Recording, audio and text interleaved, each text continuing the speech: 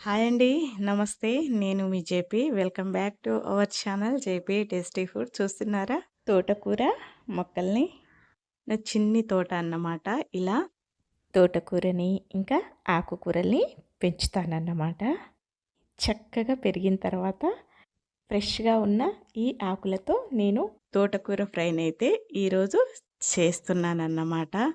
ఇలా చక్కగా ఆరోగ్యంగా ఎటువంటి మందులు కొట్టని ఈ ఆకుకూరనైతే నేను చక్కగా అన్నీ తెంచుకుంటున్నానన్నమాట. ఇలా చక్కటి ఇంత ఆరోగ్యకరంగా పెరిగిన ఈ తోటకూరతో ఫ్రైని చేసుకుంటున్నామన్నమాట. తోటకూర ఫ్రై అన్నీ తొట్టిలలో నుంచి తీసుకొచ్చిన తోటకూరనైతే చక్కగా తెంచి అన్నీ ఒక గిన్నెలో వేసానన్నమాట. ఇప్పుడు వీటిని చక్కగా వాటర్తో కడిగేసి ఇప్పుడు ఇలా చక్కగా సన్నని ముక్కల్లాగా ఈ ఆకుకూరని కట్ చేసుకోవాలి. దాదాపు ఈ తోటకూర 2 కట్టల వరకు ఉంటుంది.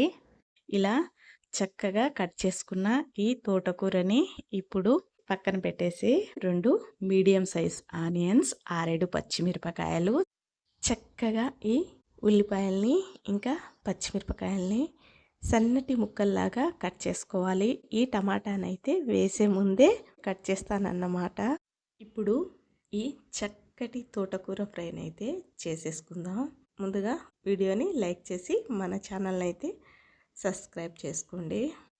ముందుగా స్టవ్ పైన ఒక కడాయి పెట్టి అందులో 2 స్పూన్ల ఆయిల్ వేసి అందులో కొంచెం జీలకర్ర, ఆవాలు వేసి చక్కగా అవి వేడైన తర్వాత ఇక సన్నగా కట్ చేసుకున్న ఈ పచ్చిమిర్చి వేసి కొంచెం వేగాక కట్ చేసిన ఉల్లిపాయ ముక్కలు వేసి కలుపుకోవాలి.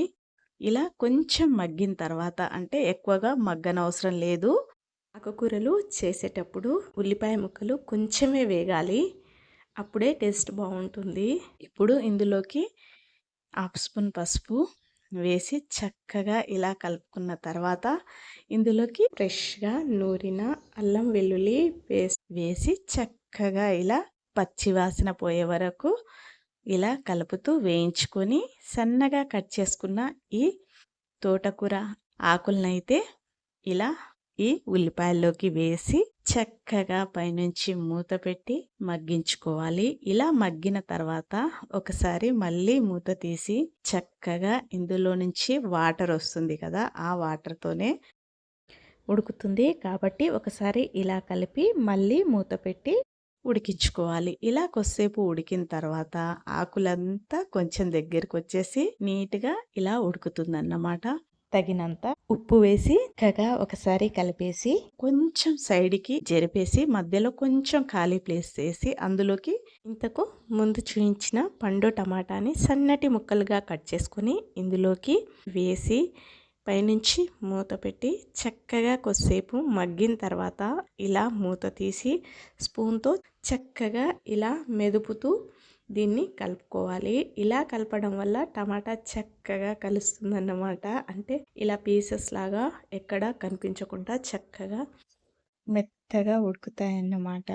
ఇలా కలుపుకున్న ఈ తోటకూరపై ఇలా మూత పెట్టి ఉడికించుకోవాలి.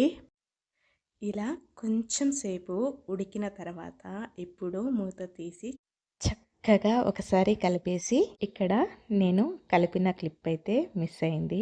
ఇలా కొంచెం సేపు ఉడికిన తర్వాత స్టవ్ ఆఫ్ చేసి చక్కగా ఈ తోటకూర ఫ్రైని అయితే ఇప్పుడు సర్వింగ్ బౌల్లోకి తీసేసుకొని చక్కగా చపాతీతో కానీ రైస్తో కానీ తింటే చాలా బాగుంటుంది. కానీ ఈరోజు మేము ఈ తోటకూర ఫ్రైని అయితే జొన్న రొట్టెలతో తినబోతున్నామన్నమాట.